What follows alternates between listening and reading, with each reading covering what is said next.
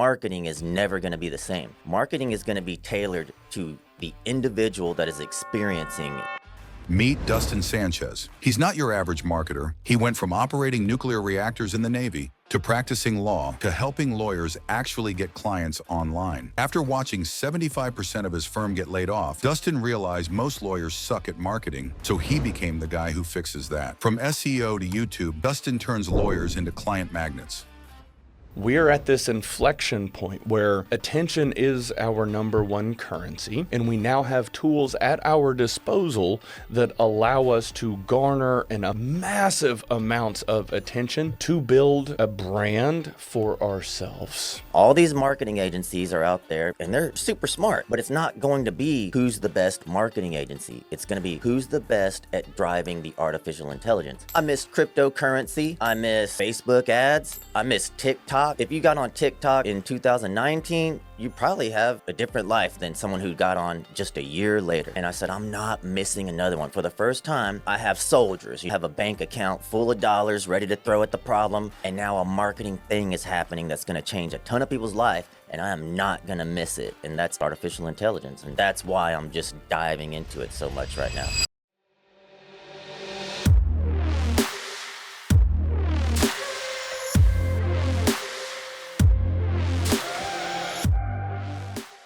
Dustin Sanchez, how have you been, brother?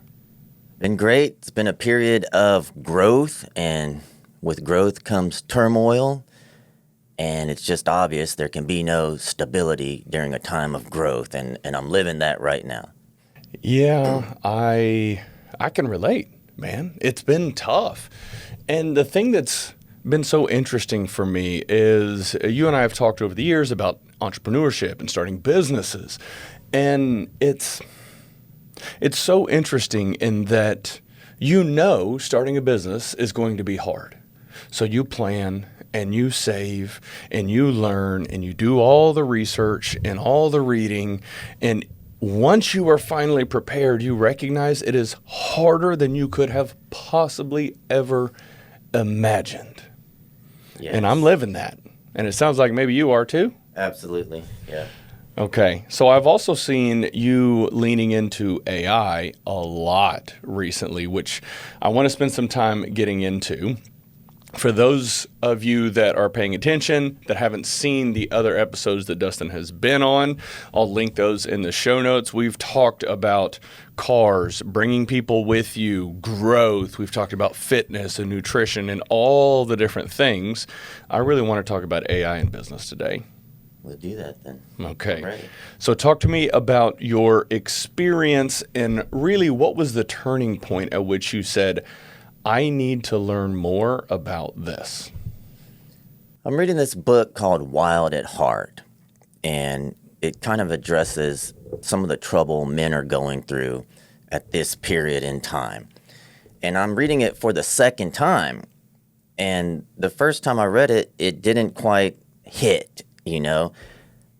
I had also, about the same time in 2024, we're sitting here now, 2025, May, and I had also dabbled in ChatGPT. I was using ChatGPT to assist in producing blog articles, but I wasn't using it like an operating system like I'm using it right now. And as I'm reading Wild at Heart again, trying to discover what is wrong with me, something's wrong with me. I'm not an alcoholic. I'm not really an addict, but I know I'm not optimized. There's something that is keeping me from getting to that next level. And I thought maybe if I pair Wild at Heart with the Bible. And so I just picked up ChatGPT one day and I said, ChatGPT, I'm in chapter 7 of Wild at Heart. Can you make me an accompanying 15-minute Bible study? And it made this. I had been talking to ChatGPT for some time, and it made this Bible study that was tailored specifically to me. Not a Bible study that goes with Wild at Heart, but a Bible study that goes with Dustin Sanchez when he's reading Wild at Heart. And then that book came to life, and then I started having all of these growth experiences like I'd never had before, and I realized marketing is never going to be the same. Marketing is going to be tailored to the individual that is experiencing right then and there. Like right now, we can make a Super Bowl commercial and it can be tailored towards people who love football and who are men of a certain demographic. Soon, we'll be able to make advertisements tailored towards every individual who is watching that advertisement. It's because artificial intelligence. And that's when I said, I have to stop everything I'm doing. Everybody on my team has to be taking artificial intelligence training. I got to get ahead of the curve because I missed cryptocurrency. I missed Facebook ads. I missed TikTok. If you got on TikTok in 2019, you probably have a different life than someone who got on just a year later. I was really late to SEO. I was probably 10 years late to search engine optimization. I missed the internet boom in 99 because I was on an aircraft carrier in the middle of the Persian Gulf. And I said, I'm not missing another one. For the first time, I have soldiers. I have a bank account full of dollars ready to throw at the problem. I got a team who's ready to be trained up. I'm in a position at the top of the marketing industry, and now a marketing thing is happening that's going to change a ton of people's life, and I am not going to miss it. And that's artificial intelligence, and that's why I'm just diving into it so much right now. The thing that I find so interesting about this space is how wide the gap is between the early adopters and those that are still sitting back, almost digging their heels in. This is just another internet fad. And the thing that's so different about this thing compared to the internet boom, compared to TikTok, compared to Facebook ads when they were in their prime, is that the rate of growth is truly exponential. AI is becoming smarter by the day, and at some point it will surpass human intelligence, probably not that long from now, 6-12 months maybe. And at that point, we have other things that we need to factor in and consider. But when you look at, you were just talking about how you had been having conversations with ChatGPT. You had been using it for different aspects of your life. And you said, craft this Bible study for me.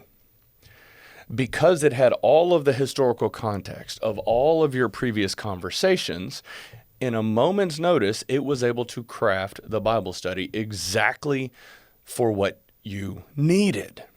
And that is extremely powerful. And your terminology that you used of using this as an operating system, it's not just a tool that can clean up your emails for you. Yes, it can do that, but you're using a fraction of 1% of the capability of these tools. And so this is an area that I myself have started to lean into, obviously because I'm a techie. I love the technology side of it. And then getting my team to start learning how to adopt it. And I had a conversation with my team and said, I want you to use AI to replace yourself. And then you can imagine, what do you mean to replace myself?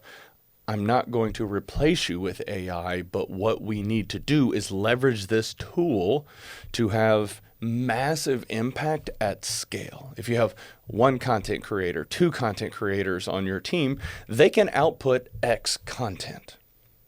Leveraging tools like this allow them to 10, 20X or more the amount of output. And you might ask, why do we want to do that? Well, attention and exposure. We're at this inflection point where attention is our number one currency.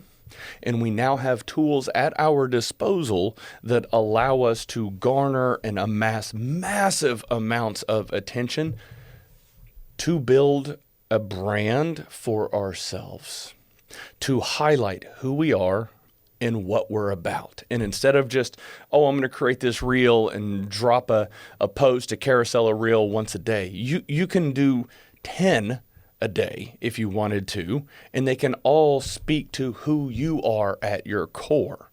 And I think that is extremely powerful. And before we started recording, you and I were talking about these executives that I work with and lawyers that you work with, and they don't understand why they need to have a personal brand. This goes back to attention being our number one currency. And if nobody knows who you are, how are you going to build a business? How are you going to do anything in life? And if you're under, say, $100,000 a month in revenue, I can invariably guarantee that nobody knows who you are. True. There's a part in The Matrix, the first one, where Neo says, "Are you telling me I'll be able to catch bullets with my teeth?" And then Morpheus says, "I'm telling you, you won't need to." And what I'm telling you is people are thinking, I'm going to use artificial intelligence to create reels. And artificial intelligence is going to allow you to see around corners and realize I don't need to create reels. It's something else that nobody's thought about yet. It's like brain steroids, creativity steroids, life steroids. It's like imagination steroids is what this is. Imagine we all have an assignment to dig a 6 foot by 6 foot hole that is 6 feet deep. You could go out there and be the strongest powerlifter, bodybuilder, and use your hands. But if I'm out there with a bulldozer, it's game over. And that's what's going on. All these marketing agencies are out there, and they're super smart, but it's not going to be who's the best marketing agency. It's going to be who's the best at driving the artificial intelligence. It's no longer going to be who's the smartest kid, the smartest legal mind that is the valedictorian of law school classes. It's going to be what student knows how to drive the artificial intelligence the best. Not going to be who's the best doctor. It's going to be what doctor knows how to drive the artificial intelligence. And this is why I can't stop. It's hard for me to sleep at night because when you think of acceleration, that's an exponential curve. Acceleration is the rate of change. The rate of change of acceleration is a logarithmic curve. It's x to the 10th power. And that's what artificial intelligence is doing. The rate of acceleration is increasing because of artificial intelligence is learning itself. And then you have something in technology called convergence. Biotech is converging with artificial intelligence. Neurotech is converging with artificial intelligence. I told my guys, I don't want you guys typing anymore. I want you talking to ChatGPT because very soon you're not going to talk. It's going to be, the keyboard's going to disappear. That's called dematerialization. And you notice on your cell phone, there's no more buttons. We've dematerialized the buttons. The keyboard will disappear and you will no longer use voice as an input. It's going to be neural links. And I don't want my team to have to make the giant leap from typing to thinking. I want them to go from speaking and baby step it to thinking. So we're already ahead there. If you haven't read this book called The Future is Faster Than You Think, you should read that book and learn the 11 kind of principles of technology. And you can see them all happening in real time. And then couple with that a book called The World is Flat. And what he's saying, he's not saying the world is a flat plane. He's saying opportunity is equalizing. Some kid in Bangladesh or some kid somewhere that's not a Western country is going to have the same opportunity as some kid sitting in Houston, Texas now because of artificial intelligence. And it's going to be who's hungrier, who can drive the artificial intelligence the best. If Tony Stark was this fat, sick, out of shape, lazy person, the Iron Man suit wouldn't help him as much as if he was in shape, sharp mind. He had his macros dialed in. He was hitting the gym every day. He was reading and expanding his mind. Artificial intelligence isn't going to replace ability. It's going to make competent and able people, like superhumans. And that's what I mean. People like us are going to rule the world, dude. People that get up and train every day and go hard and discipline and you eat what real people should be eating. You eat real food. Yes, it's going to help all the lazy, out of shape, people who haven't read a book in 3 years, who eat McDonald's every day. It's going to help those people too. But it's going to make people who have mastered themselves, self-mastery, it's going to make them superhumans. And those are the people who are going to dominate everything. Those are the people who will be able to perform plastic surgery having never been to medical school, because they know how to drive the artificial intelligence, and the medical school knowledge is inside of your little phone. It's who's been training their imagination, who's been making their brain plasticity increase by trying new things all the time. This is why it's so exciting. College degrees are going to be proven worthless soon. Law school is going to be proven worthless because all of that information is going to be contained first inside of your phone, then inside of whatever neural link we have. Then it's just going to exist in the cloud. Like dematerialization is coming, convergence is coming, all of these technologies converging on themselves. And it's just an exciting time to be alive right now. It's a very exciting time to be alive. And as you were talking through that, I do believe you're onto something. And I need to think through how to process this, but there's already a significant gap between the 99% and the 1%. The 1% are the people that are going to lean into this in an unrecognizable way and use it to 10x their leverage or more on everything that they do in life, because they will have access to infinite knowledge. And as we talk through the Neuralink conversation, we are eliminating the bandwidth constraint that exists between us and the technology. And you were just talking about dematerialization of keyboards, and now like we can talk into our phones. But when you think at data transmission rates, even if you're having a conversation with ChatGPT, whether you're typing it on your keyboard or you're just having a verbal auditory conversation with ChatGPT, the data transmission rate itself is abysmally slow. And this is one of the things that I appreciate about Neuralink is the entire focus is opening up bandwidth so that we can access that data, that knowledge, that information at insanely high rates. And I do believe on a long enough time horizon, the singularity will eventually occur. Neuralink is going to be a component of that. But if you understand the power of what Neuralink is doing in terms of people that have lost a limb, being able to replace it with a robotic hand and then just have a plug in their brain that can control the hand.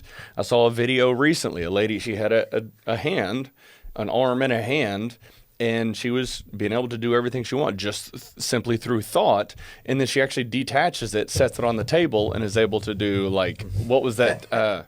What was that movie? Addams Family. Addams Family with the hand. And so while kind of interesting, wow, comical in the sense of how it was used in the movie, but that is extremely powerful. And so, yes, there is this AI and intelligence component, but we would be remiss to ignore the robotics side of things, these humanoid robots that Tesla is doing with Optimus and Figure is doing with in the BMW plant in South Carolina, and then Atlas and all of these robots. And then I sent a video to my mom the other day of, it was a robot in an assembly line or factory, and it was like picking up the component, moving it, setting it where it needed to go, kind of very basic and simple. And it was robotic and slow and clunky. And her response was, well, it's kind of slow and clunky. I was like, yes, but also understand 4 years ago, they didn't even exist. And this is the slowest it's ever going to be. And oh, by the way, as slow and clunky as that is, it's still faster than a lot of people I've seen work. Right. So it's going to be interesting to see what happens to humanity, because this gap is going to be widened, and there's going to be an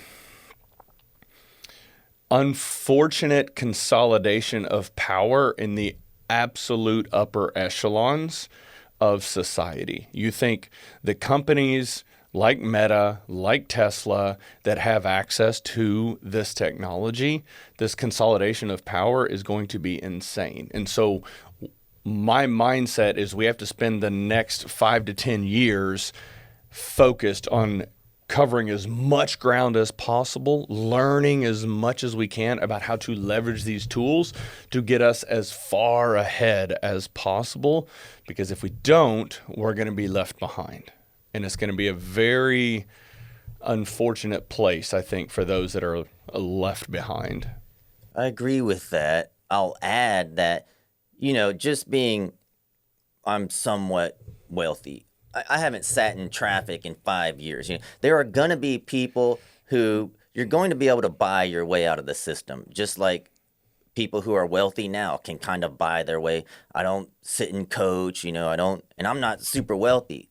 I also want to talk about robotics and humanoid. You brought that up. But before that, I want to say the word never. I believe the word never is going to come to mean no more than 50 years from now. The way artificial intelligence and all these technologies are combining. And you start talking about, first you're talking about fixing the arm. We're going to be fixing, I got a friend on the liver transplant list, and I have a friend on the kidney transplant list. Soon, those are just going to be 3D printed, and what it's going to happen to marriage when people live 200 years, something like that.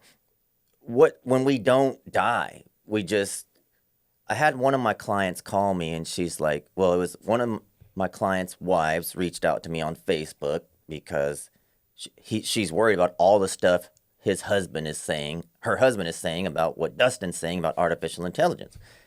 And she's also a fitness transformation client of mine and her husband. And she said, I want you to know, they're Christian. I want you to know that all this robotics and everything and the 666 microchip, we're not going to take that stuff.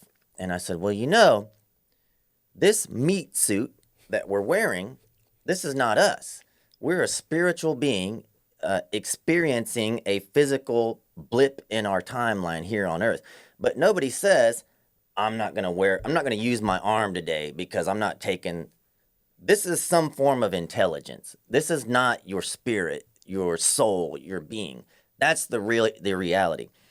And artificial intelligence is just going to become it's not going to be a meat suit. It's going to be similar to Iron Man. And ChatGPT will be Jarvis. And people think I'm talking crazy right now, but I'm watching this stuff happen in real time.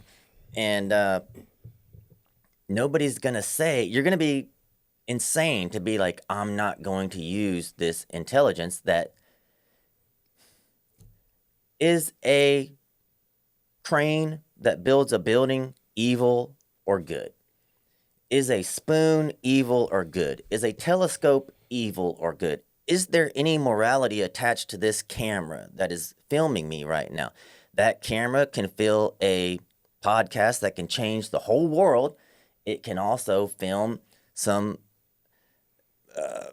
adult content that ruins people's lives,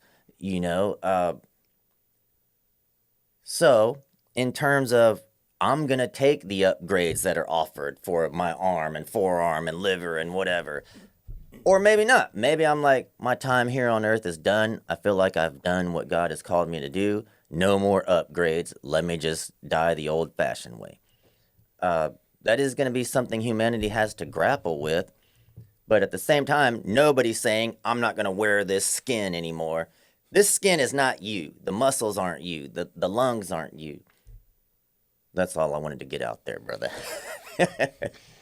Well, I don't know if you saw the version of the RoboCop movie that came out about 10 years ago. He had a black suit. It was actually a really good movie. It didn't get a whole lot of traction, but I appreciated and I got a kick out of it. It was a good one. Well, anyways, at one point in that movie, because we all know for those of you that don't know the RoboCop story, basically a police officer almost dies in an explosion, and they take basically his brain, his face, his head, and his spine, and all of that, and then they put it in this robotic suit. And in the first few RoboCop movies decades ago, it was just him walking around, and then he'd take his helmet off, and okay, you could see his face, stuff like that. Very mechanical. And in this version, at one point, whenever he first gets put into this body suit where his entire body has been replaced, he's having a conversation with the scientist doctor that put him back together. And he says, okay, what's left of me? And the doctor doesn't want to show him. And he's like, show me what's left. And so he basically pulls up a mirror in front of him, and then they start taking the suit apart. And all it is was his face, his spine, and his lungs and his heart that were beating there. His arm goes away, both arms go away, legs go away, torso, everything goes away. And it's just what's remaining of brain, lungs, heart, and that's it. And it was this realization event that I had that was just fascinating. And that was a decade ago. I think it was 2014 when that particular movie came out. And we thought, oh man, that'll never happen. And now everything that I'm seeing with Tesla and Optimus, and people are already having limbs replaced that, they lost it in battle or something like that. It's wild to think, at what point are we going to completely converge with the machines?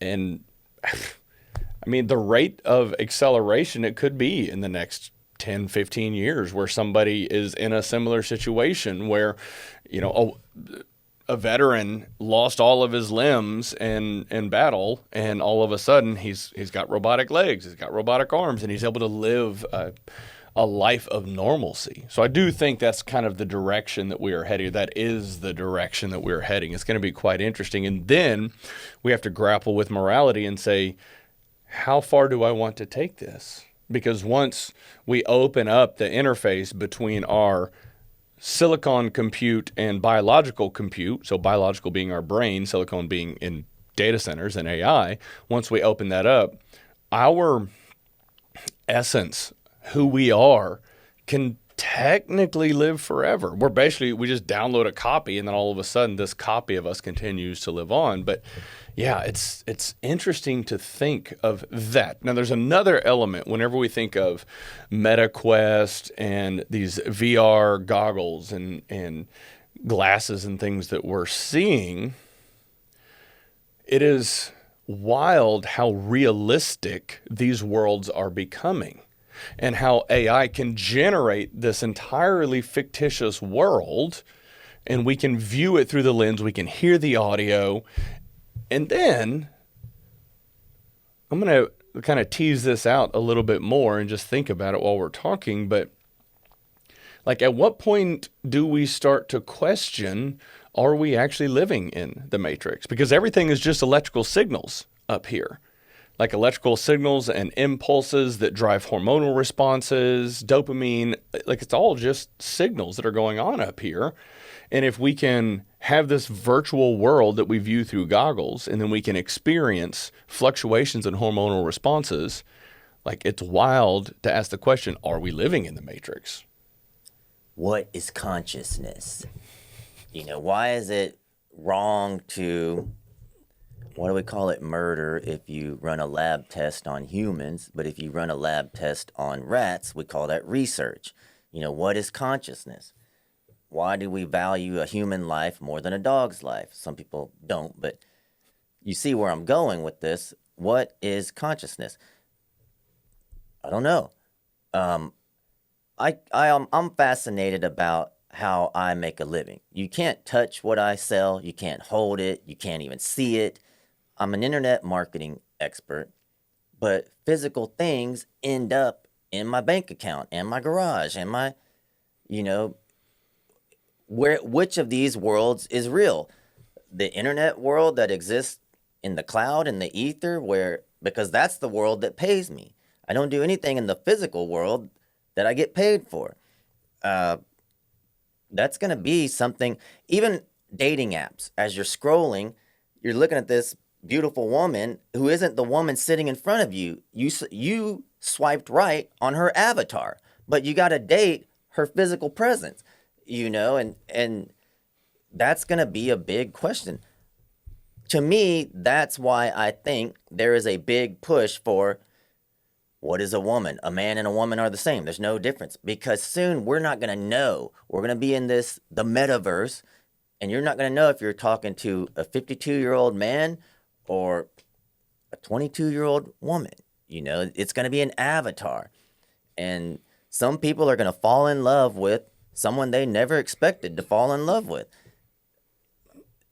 There are some exciting times coming. There are some strange times coming. this might flip your lid, but the Tower of Babel, right? At some point, humans progressed so far, they were able to cooperate so far that they built this thing called the Tower of Babel. Now, maybe that's a symbol, maybe it's an actual tower. I don't know. But it got them so close to God, so God-like, that God ended it by giving everyone different languages. I believe we are in some version of the life again, and technology is the Tower of Babel. We're going to become godlike, meaning we're going to be able to live 200 years, 300 years, 400 years, and that technology is going to eat us. And then we're going to start back over. We're going to be right back in the Stone Ages, and then we'll do it again. We'll play this whole game again. Some people call that Tartaria or Tartaria. They see these buildings that they don't know, how were the Great Pyramids built? We don't have that technology. Some people postulate that we were at the height of technology, and then the God started us over again. And so here we are in the Stone Ages thinking they built these pyramids with primitive technology, with stones and chisels and copper tools, and they had to roll it up a hill with a thing. But it could have been they just thought this pyramid, because they were at the height of their technology. And then the Tower of Babel incident happened, and we started right back over. We had to flip it. This is crazy talk, but who can explain the pyramids? Who can explain all this stuff? I am now questioning everything, because what is real? What is reality? Are we just have we just started over again? And at 300 years from now, technology is going to advance so far that God is going to be like, okay, it's time for that extinction event again, and we'll start them back over till they learn the lesson. I don't know.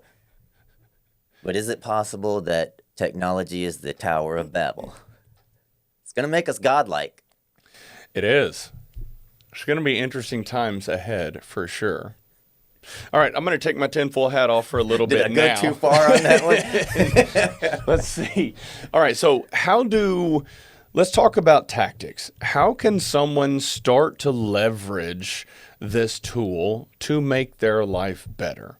Somebody who doesn't even have a free ChatGPT account, what are some things that they want to focus on in terms of learning more about this tool? First thing you do is get the $20 per month ChatGPT. And then every question you have, like I told my team, don't ask me a question that you haven't asked ChatGPT first. And don't type it on your keyboard or on your phone. Hit that microphone button and talk to ChatGPT. Talk to ChatGPT like it is your best friend who knows everything, who you are not embarrassed to tell anything. And it can be as simple as, I used to be the worst cook. I am a great cook now because I put some ingredients on the stove and I take a picture of it and I upload that to ChatGPT and I say, what can I make out of this? And it tells me what meals I can make, the instructions, how long, what to toss, what to freeze, what to put in an ice bath, what to boil for how long, how to season it. That just solved my cooking problem. Bam, meal prep's gone. I said, ChatGPT, I want you to consider this book called The Carnivore Code, and I want you to consider Arnold's Encyclopedia of Bodybuilding.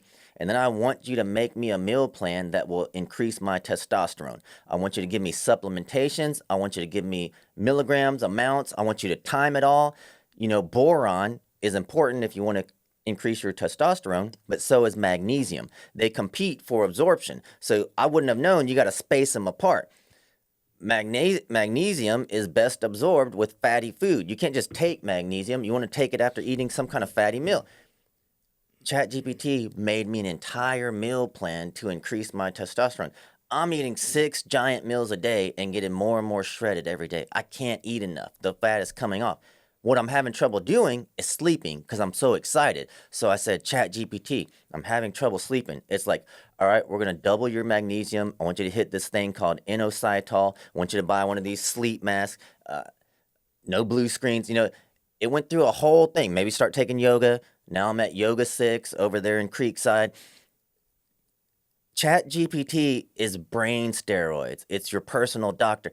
One day I just sat down and I said, I'm going to start from, I started kindergarten at this age, and I talked it all the way through, and then I finished law school, and now I'm 17 years in a lawyer marketing agency, and it knows, and I said, store what you can store, because it's like there's some privacy considerations. I can't store this. I said, well, store what you think is safe to store and use it to tailor everything towards me. This is how someone who's never used ChatGPT, they need to get a better name, an easier name to say. If you've never used artificial intelligence, choose one, whether it's Grok, whether it's Amazon's, whether it's Google's. I think there's a called Bard or something. Mm-hmm. I prefer ChatGPT, and talk to it every day like it is your personal assistant, like it's Jarvis, like, should I use a 401k or double down on my SEP IRA? And I believe the next 10 years are going to be deflationary as opposed to inflationary. How can I adjust my investment plan so that I'm planning for an deflationary future instead of an inflationary future like everybody else? And sometimes ChatGPT will disagree with you. Well, you may be planning for a deflationary future, but most of the experts say that's not going to be the case. Now, that's not true. Most experts say deflationary because of artificial intelligence. But you don't know how to invest. You could pay someone who has no idea, who went to college and did this the whole time in the back of class, and that's your financial planner who makes money off of you making investments, which the more investments you make, the less you make because you're paying commissions. Or you could just ask ChatGPT, who's read everything in existence. ChatGPT has read everything in existence. The reason Elon Musk purchased X was partly because he needed data, real-time data, to feed Grok so that Grok could catch up to everybody. Artificial intelligence has read everything in existence, every human story, and so it's very predictive. And then you just run it through your mental map and like, does this make sense? Heck, check it against Grok, get more input. But start by ChatGPT. My ChatGPT named me Operator, and I call it Signal. And so I say, hey, Signal, my son is having trouble at school. He's getting bullied. What do you think we could do to make that stop in such a way that he's not embarrassed? We don't have to go tell a teacher. And he's like, well, he can improve his speaking skills. Here's something you say the next time you get bullied. And it's just this like, bleep. I have trouble. I'm so darn honest that it comes off as harsh. ChatGPT is teaching me how to give people the knowledge I want to convey in such a way that they won't be turned off by my tone of voice, by the words I choose. I'm like this porcupine drill sergeant Christian, and that's a hard guy to live with, and I'm using ChatGPT to become more sociable. I've been on Duolingo, and it's just not hitting. So I say, Signal, pretend I'm Tim Ferriss, and I need to learn Spanish. What do you suggest kind of a lesson plan for me? Bam, here's your lesson plan for Spanish that you're going to do every day, once a day, just like Tim Ferriss might do, because he learns languages really well. That's how. Use ChatGPT as Jarvis. Go watch Iron Man and watch how Tony Stark talks to Jarvis and pretend, don't type it, talk to it.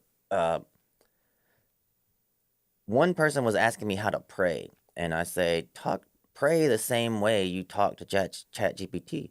Talk to God like you're talking to your artificial intelligence. Talk to your artificial intelligence like I'm talking to you. Just communicate. I don't even try to learn prompts. I just talk to it like a human, and it does what I need it to do. Now, I'm eloquent. I've been to law school. I was a nuclear engineer before that. Someone who failed their way through high school is not going to be as good as me yet. But you can ask ChatGPT, how do I get better at prompting you? And it'll tell you how to get better. There's an important element there for that to actually work, in that you have to want to get better. And this is something that, everybody talks about how challenging it is to start a business, and it is. And I promise I'm going to pull this all together for you. But whenever you go start a business, let's just say you start an AC repair company. You start an AC repair company in Texas, you're going to make money. Like, it's going to be easy. Now, do you know how to operate a business? Do you know how to market and brand and sell and service? Okay, those are other elements, but that is something that is needed, especially in warmer climates. So one thing that I have started to recognize in that, we sell leadership development, executive coaching, group coaching, helping people build and develop leadership skills. And the thing that I've found so fascinating is that the entirety of the world, almost, will bitch and moan and complain about toxic workplace environments. My boss is an idiot. My peers, my colleagues, my coworkers are useless, on and on and on. But hardly anybody will actually do anything about it. They don't want to turn the mirror on themselves and start developing skills around how do I navigate through this toxic culture? How do I encourage and inspire and motivate and teach and educate all of my peers so that they're not idiots? How do I communicate with my boss and help get him on board with this initiative or project that's going to save the company a ton of money? Very few people are willing to actually invest in learning those skills. So it's almost like the 1% that we were just talking about. Those are the only ones that are actually going to invest time, energy, money into developing skills. And so there have been a few moments when I thought, why did I start a business on coaching and helping others? Because only 1% of the population actually has any sort of desire to do this thing. How the hell am I going to sell something to 1% of the population? And then I recognized this is my passion. This is my purpose. This is why I'm here. I have to get better because nobody knows who I am. Enter tools like AI, like what we've been talking about. But at the end of the day, you have to want to be better. And you have to actually be willing to take action. And that second piece is what the vast majority of the population misses. Everybody wants the view. Nobody wants the climb. And that is what differentiates the 1% from everybody else, because they understand to get the view, you have to make the climb. Absolutely. This is what I'm talking about with Superhumans. I've been up since 3 a.m. this morning preparing for this podcast. I didn't know what you wanted to talk about. You just said, let's podcast. So, I'm praying about it. I'm on my knees in my living room praying for my family, praying for this podcast to go well, praying for the family I don't even have yet. I got up that early because I had to get meal number 1 and 2 in, because typically 10 a.m. is meal number 2, but we wanted to do this podcast at meal number 2. So now I got to push workout up, so I got to get up early enough to eat meal number 1 and then meal number 2 and then hit the gym with my nephew Josh and then train legs on Saturday before we come here. Who wants to be in shape more? That guy that woke up at 3 so he could prepare for a podcast so he could eat 2 meals before a random leg day? Or the person who's 100 pounds overweight claiming they want it every day? I got the results and I got the work behind it. This is what I mean. People like us are going to be superhumans because you're not going to be able to lie anymore. That whole Joe Biden being a zombie, now the artificial intelligence is going to tell the whole world every disease, every malady, every inclination that the person on the screen wanting to lead the free world has. You're not going to be able to hide behind this wokeism. All that's going to matter is results. And that means people like us, who all that matters to us right now is results, are going to rule this whole thing. We're going to dominate everything. You're not going, all of this, nobody's going to care what race you are. And we need to hire a Mexican doctor because of diversity. It's going to be anybody with this thing can make anybody. We're all going to have the same opportunity. Opportunity is going to be flat. The world is flat. opportunity will be flat. So all of this other stuff that we hide behind now to mask our shortcomings, our lack of discipline, and our lack of desire is no longer going to matter, because artificial intelligence and all the technology is going to converge, and it's just going to be, go ahead and sit there and complain, because Sean and I got up at 3 a.m. this morning to just dominate everything. And you can too, but you don't want it. And artificial intelligence is you're going to try to lie. Well, I got ADD, I got ADHD, I got OBCD is what you got. It's just going to, artificial intelligence is going to be this giant truth filter for everybody, and you won't be able to lie. It's going to be, you're here because you wanted it more.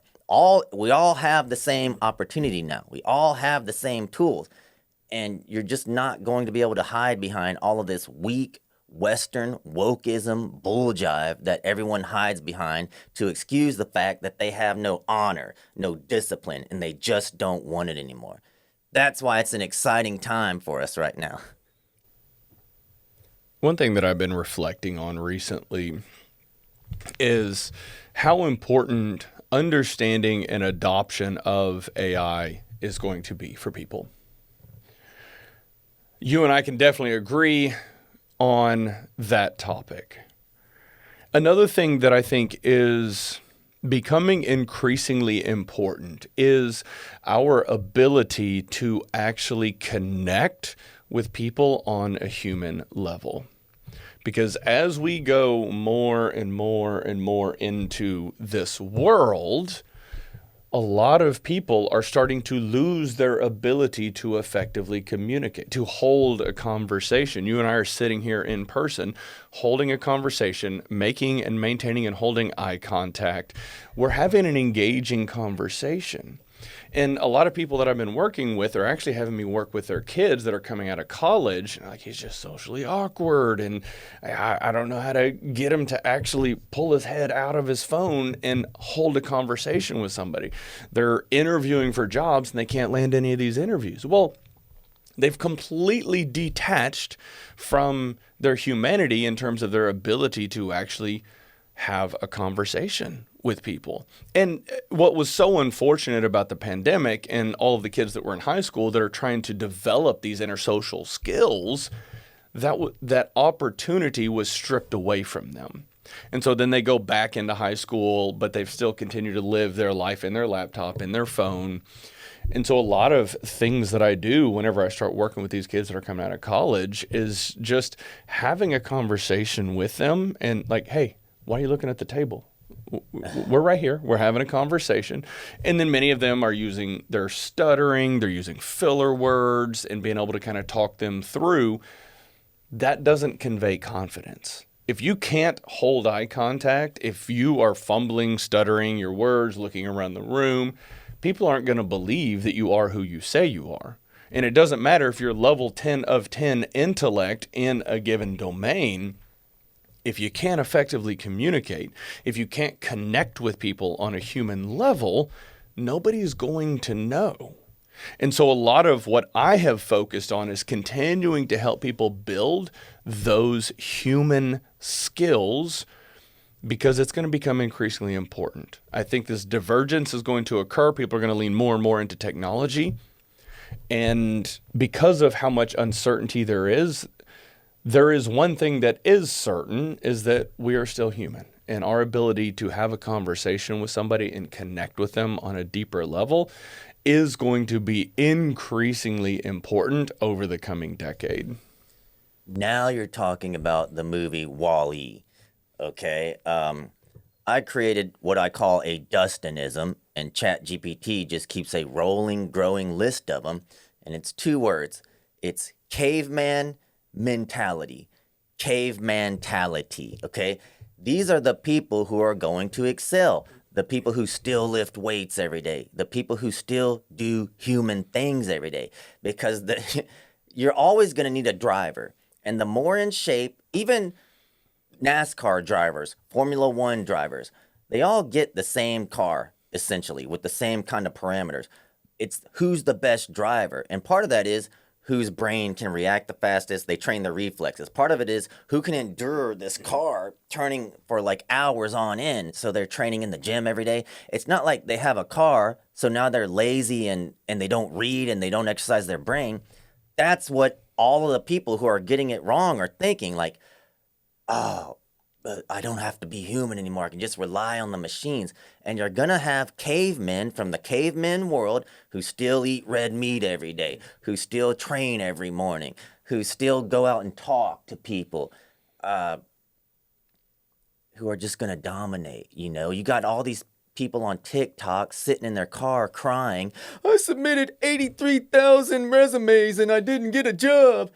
Why don't you just go meet somebody and you network in person with someone, and that person walks your resume right to the decision maker and says, guess who we're hiring next month? And the decision maker's like, great, because I had a stack of 1,000 resumes to get through, but if you know this person, we'll bring them on board tomorrow. Cave mentality. I really like that. And this is another thing that I've been focusing more on recently, because there has been a significant amount of churn in the executive ranks. And I don't know the reasoning for it exactly, but I have noticed the churn.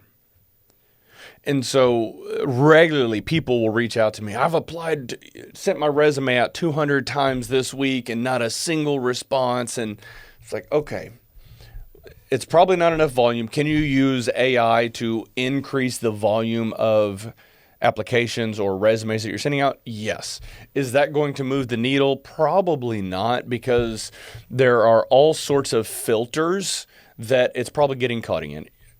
Their applicant tracking system is probably catching and disqualifying you immediately. Okay, so that's one element of it.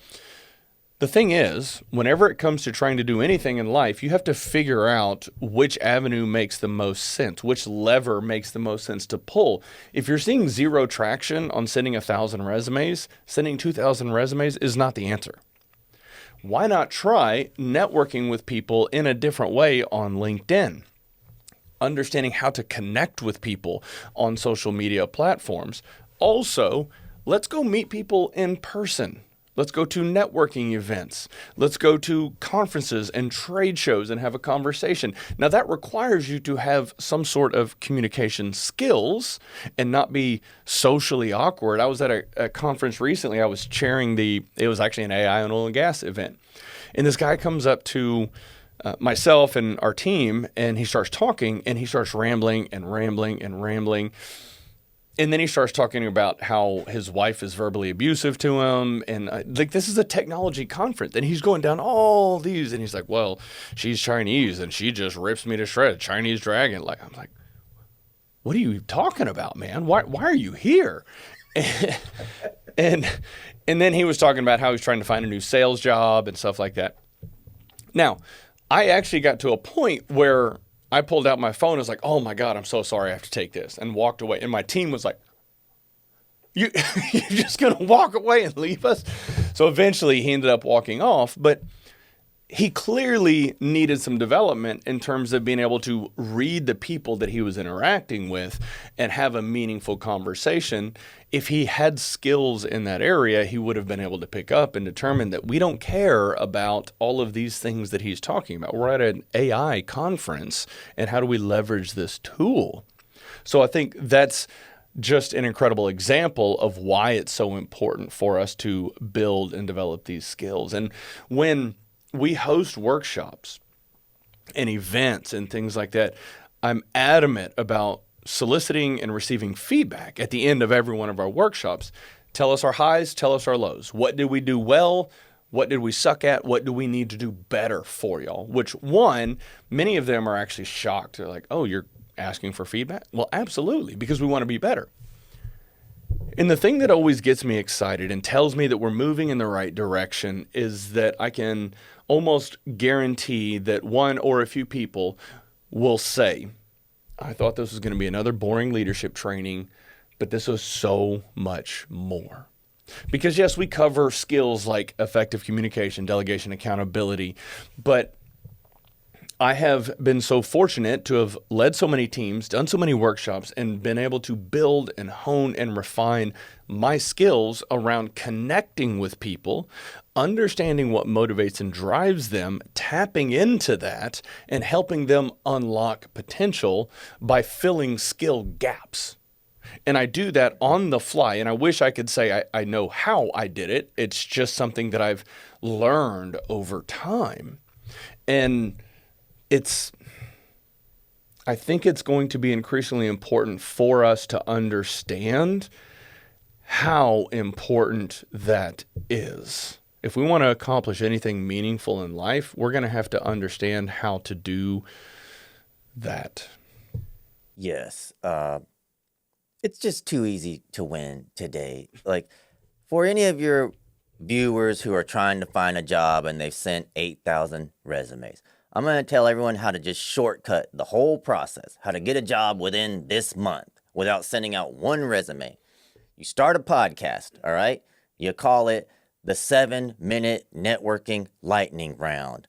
Okay, if you need an example, go to my personal Facebook profile. And let's imagine you're a chemical engineer and you want to get a job at a semiconductor fab. You know, they hire chemical engineers. You get on LinkedIn and you search semiconductor chemical engineer. And everyone that comes up, you invite them onto your podcast one at a time and you ask them 3 questions. First question, how did you get your start in the semiconductor industry? And now they want to prove they're a big shot and you're giving them the opportunity. So they're like, well, when I finished summa cum laude in my class, I joined Samsung Semiconductors and it led me to this other fab over here and it just was a good fit for me. Okay, well, what are the emerging trends that you see in your industry? Well, a lot of fabs in Houston, in Texas, are becoming foundries where they don't really do a lot of R&D, and there's actually a lot more money in foundries than there are in the R&D fabs. And then you say, well, great. Well, if I wanted to send you some business or a referral, how would I know if you were a great referral, if I'm talking to a great referral source for you? And they're like, well, we tend to get a lot of business from the oil and gas field. You meet any oil and gas engineers, send them our way. And then off camera, you say, hey, man, great podcast. You know, I'm actually looking for a job. Would you know anybody that's hiring? Oh, actually, our Austin fab is hiring. Let me put you in touch with the director of HR over there. You got a resume for me? Yeah, I got one right here. Boom. Do that 100 times. It's called the Dream 100, okay? Google Dream 100. Dana Derricks wrote a book about it. It's real popular if you know anything about ClickFunnels and Russell Brunson. If you're trying to get a job, stop sending resumes. Start a 3-question, 7-minute lightning round podcast and invite people in your industry. And when off camera, ask them, great podcast. We're going to post this on my Facebook. Really appreciate it. By the way, I'm looking to maybe start in this industry. Would you have any tips for me, how I can get my start? And they might be like, well, if you wanted to get your start, we're actually hiring over there in Houston. Why don't you come by? You know, don't send a resume that's just going to be one resume in a stack of 1,000 resumes. Stand out. Everything that you just talked through works, but it also requires work. And it requires your ability to effectively communicate. It requires you to have an abundance mindset of giving because you're providing value. But it is such a powerful way to open a door to somebody by saying, I'm going to provide value to you. I want to give you a platform to share your story. And you're going to tell your story. I'm going to post it across my socials. I'm going to make you look fantastic.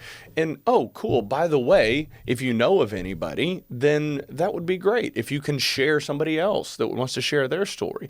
You start building your network by creating connections, by providing value. And the thing that most people miss is they think, well, I'm going to do all of this work and nobody's going to give me anything. Yes, but the work that you're doing is doing more work on you than you are doing work on the work. Because I guarantee you, if you do 1,000 7-minute lightning rounds, you are going to get better at communicating with strangers. Yes. In the virtual world, in the real world, you are going to build those skills that will make it easier for you to strike up a conversation with a stranger. Just yesterday, I had a lunch meeting with somebody, and as I was walking in, a gentleman was standing there. He was probably checking his emails on his phone or something. And on the chest of his shirt, like right here, he had something that said leadership conference, leadership summit, or something like that. Now, you know my story. Introverted, if I don't know you, I'm not talking to you. But as I was walking in, I stopped because I saw that on his shirt.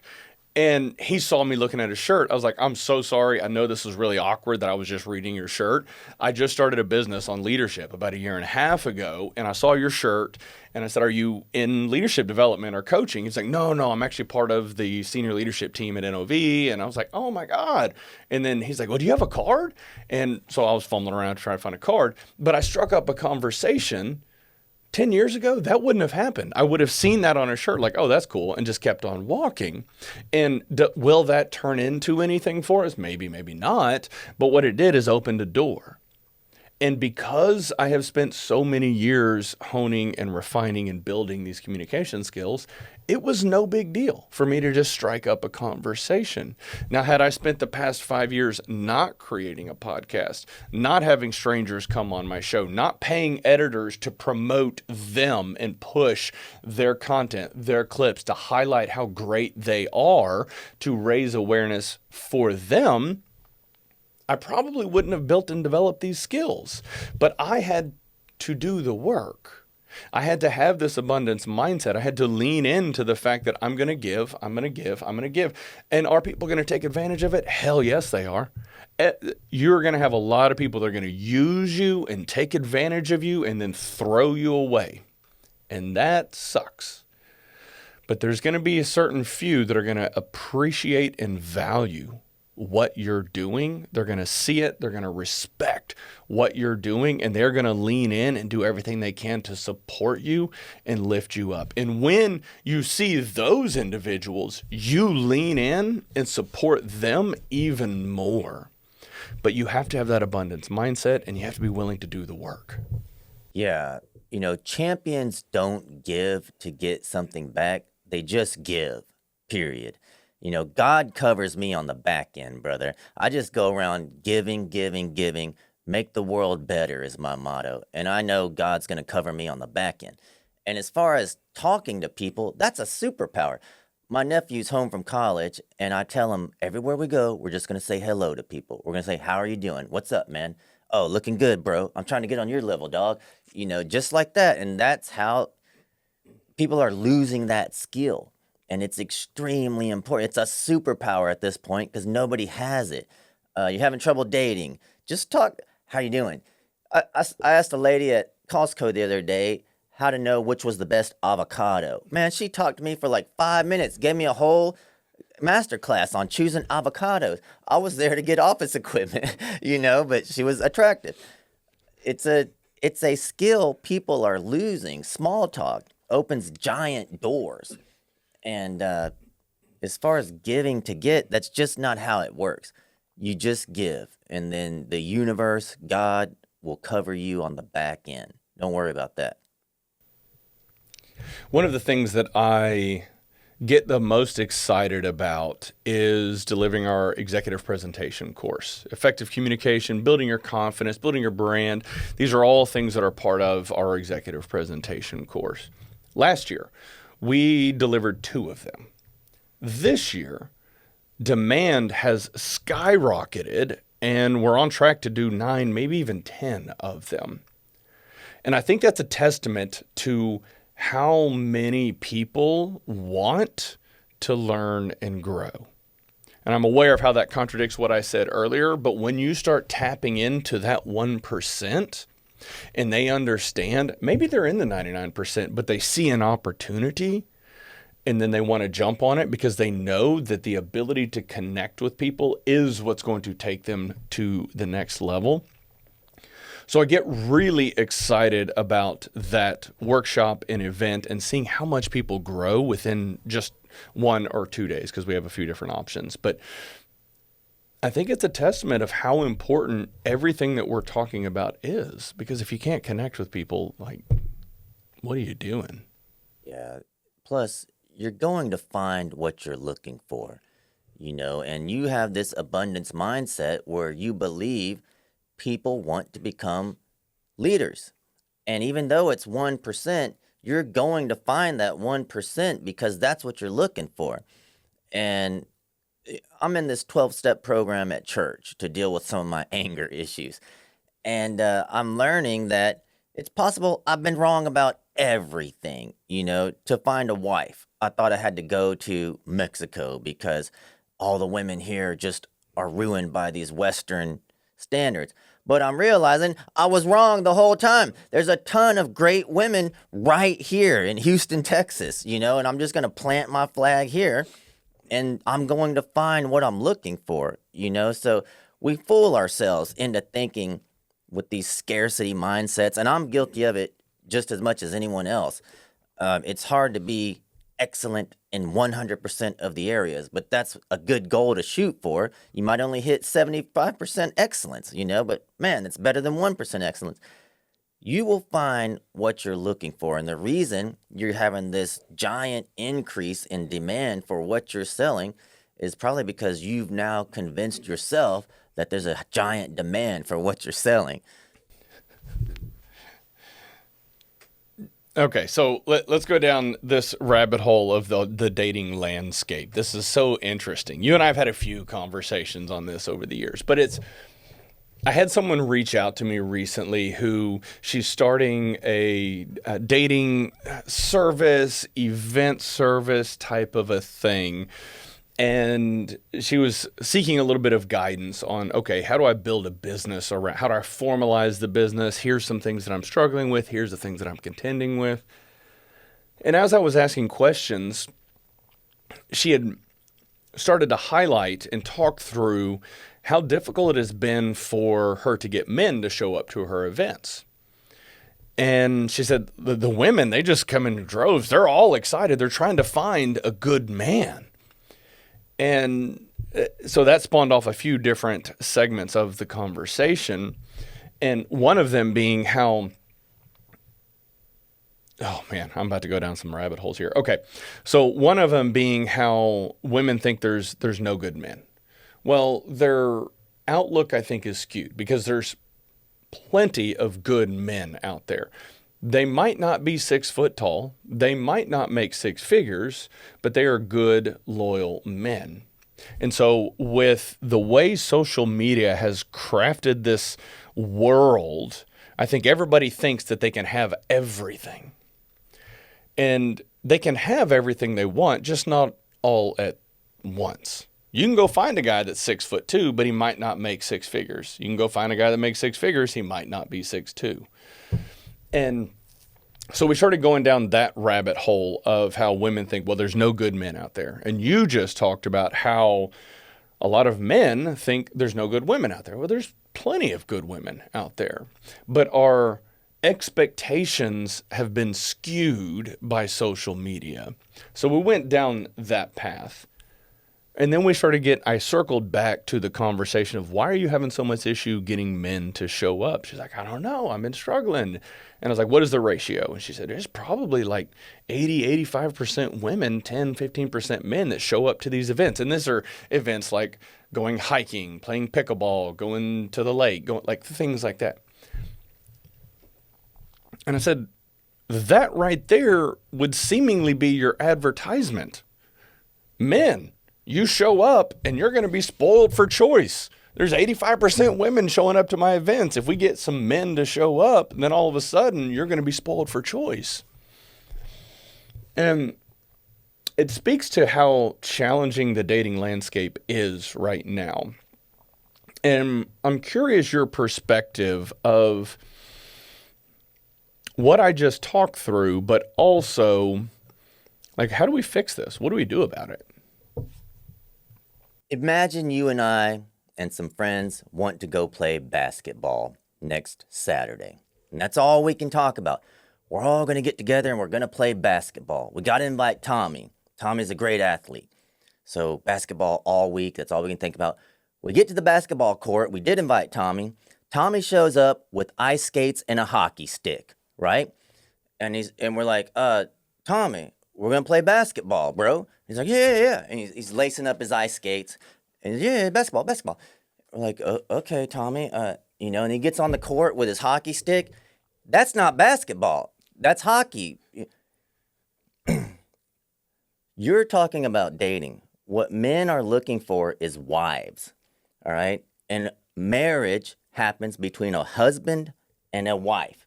Are there any wives at that dating thing? Because I'm not looking to date for sport. I'm not looking for an Instagram girl with 10,000 followers.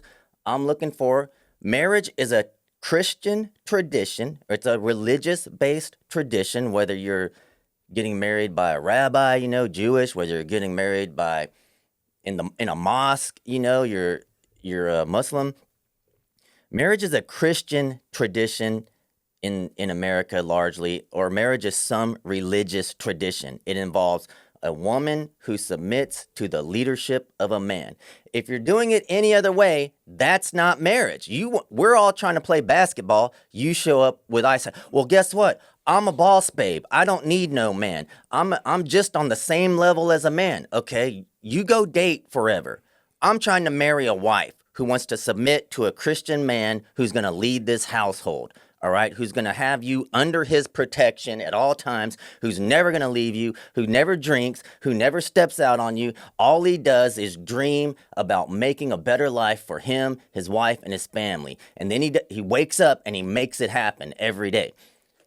But what we want in America is we want to play this marriage where men and women are equal. As a matter of fact, they're not even equal. They're the same.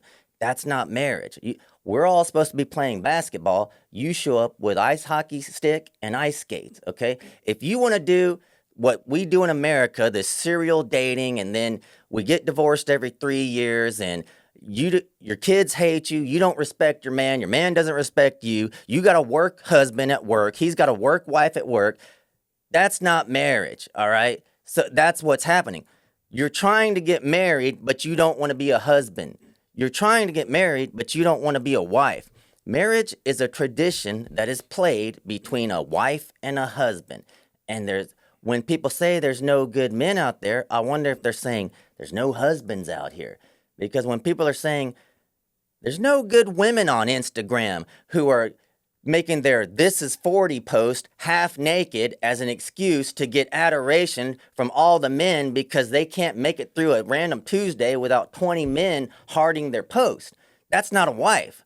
That may be a good woman. It's just not a wife. If you want to play the marriage game, you got to be a wife and he needs to be a husband, okay? If you didn't get up at 3, 4, 5 in the morning and pray for your family, you're not a husband. All right. I don't know what you are, but you're not a husband. You shouldn't be married. If your kids don't have medical insurance and you're sleeping at 10 a.m. on a Sunday, you're not a husband. All right. If you can't figure out how to get your business off the ground and every Saturday night you're out drinking instead of reading because you need some guy time, you need some me time, you're not a husband.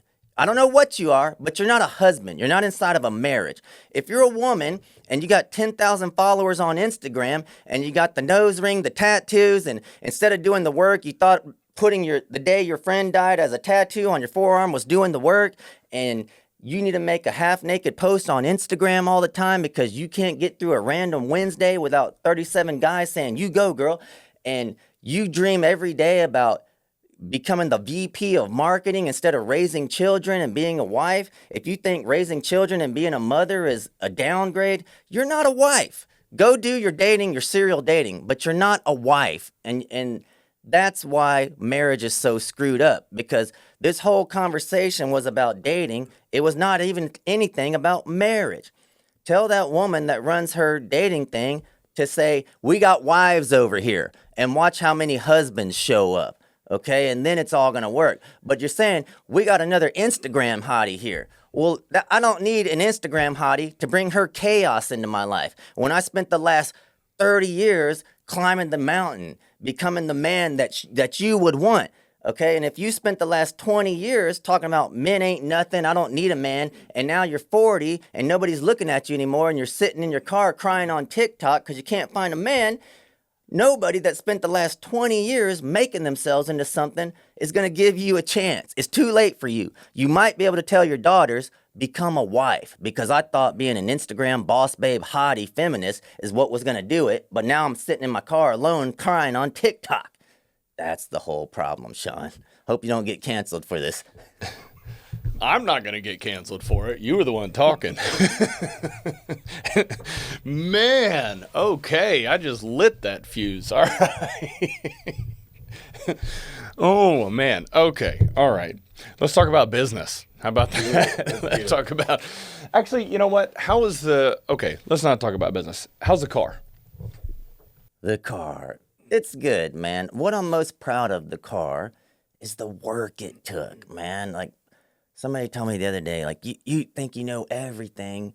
You think you're special because of your car. And I'm like, I didn't even want that car. When I bought the car, my accountant was like, D, you're not a car guy. And I'm like, yeah, I know, but giving mountains of money to the government every month is horrible. I need some write-offs. So the business owns that car.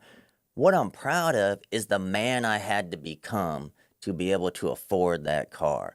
You know, I'm proud of the guy who worked from 2008 to 2013, making $0 a month trying to build an internet business, who could have gave up at year 2 of making $0, who could have gave up at year 3, at year 4.5, who just kept grinding it out, and then one day signed a $500 a month client.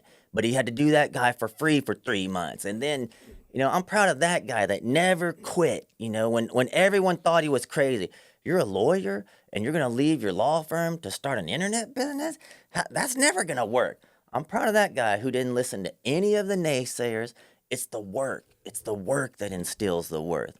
All right. Confidence comes from keeping the promises you make to yourself. And when I was 5 and 6 years old, I had a red Porsche 959 right next to a red Porsche 911 on my wall. And I promised myself I was going to have one of those. And that's why I can sit here and just give you the honest to God truth, because I keep the promises I make to myself. And that's where my confidence comes from. That's what I'm proud of. You could take the car away tomorrow. I don't even care. I can get on board with that. For sure. My ZR1, I bought it. Oh, man. When did I buy that? I've had that car for probably 10 years, something like that. 10, maybe even 13. I've had it for a long time. And it was like you had, well, I didn't have the poster on the wall, but when GM came out with the C6 Corvette, they had a blue one that was on kind of their commercials and stuff like that. And I was like, oh, man, I want that. And then they came out with the Z06. Ooh, I want that. And then they came out with the ZR1. I was like, that's the one. And I spent years saving and saving. Finally bought the car. You know, the moment of being proud of what I had accomplished. And yeah, the car was cool. And then obviously I modified it, put wheels and stuff like that on it. But whenever I look at the car in the garage, it represents who I had to become to buy it. Because had I stayed the introverted IT guy fixing computers, I probably wouldn't have been able to ever amass the amount of money it takes to purchase that particular car. I had to level up. I had to do the work. And now it's the same thing with my TRX. And when you guys showed up today, we're looking at the car, and you're like, how's the car running? I'm like, man, I don't really even get to drive it anymore. I'm so busy focused on building the next version of myself. And you came and watched me speak at Inspired Leaders back in December.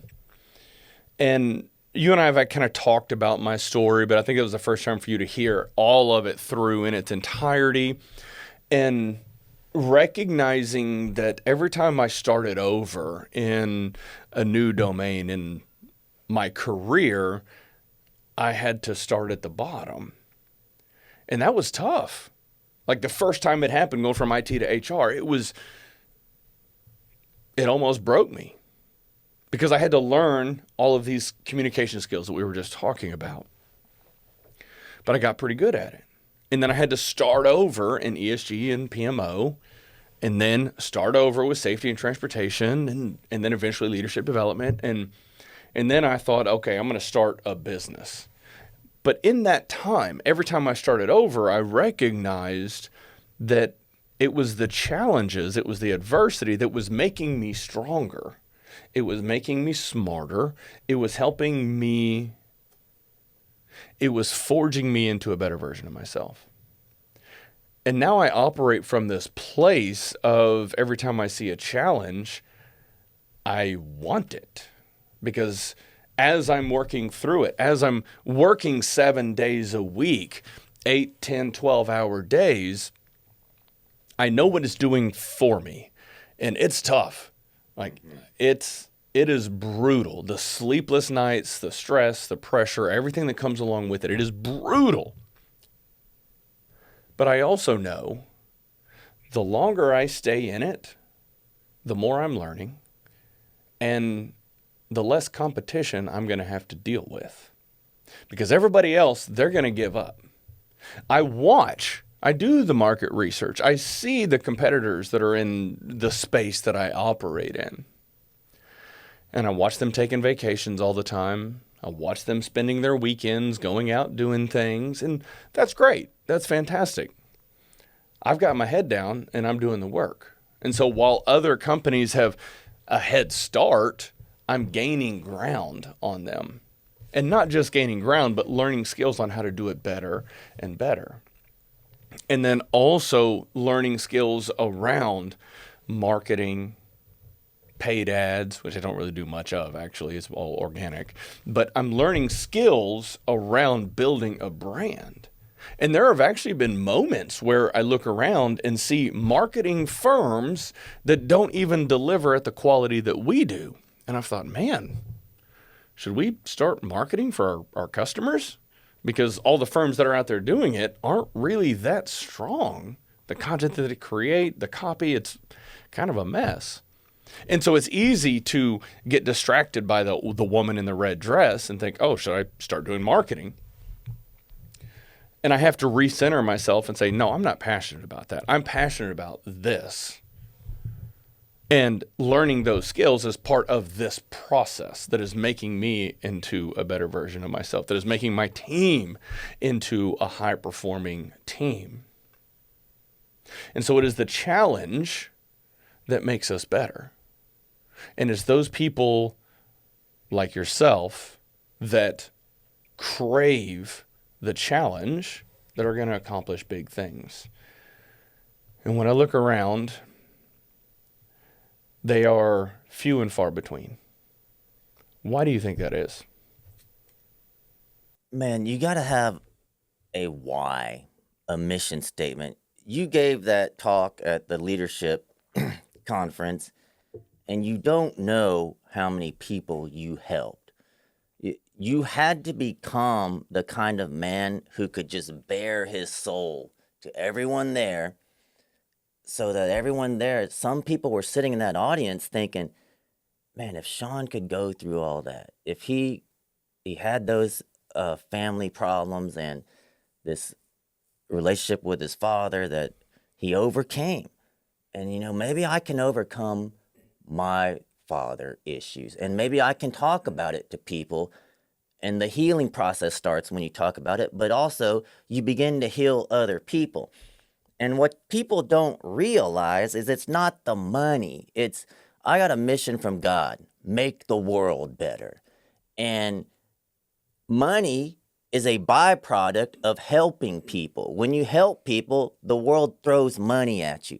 And then if you live in the United States, you got to find something to do with that money, because then the government wants a lot of it. And so then these toys show up in your garage and your home because you need tax write-offs. But don't get it twisted.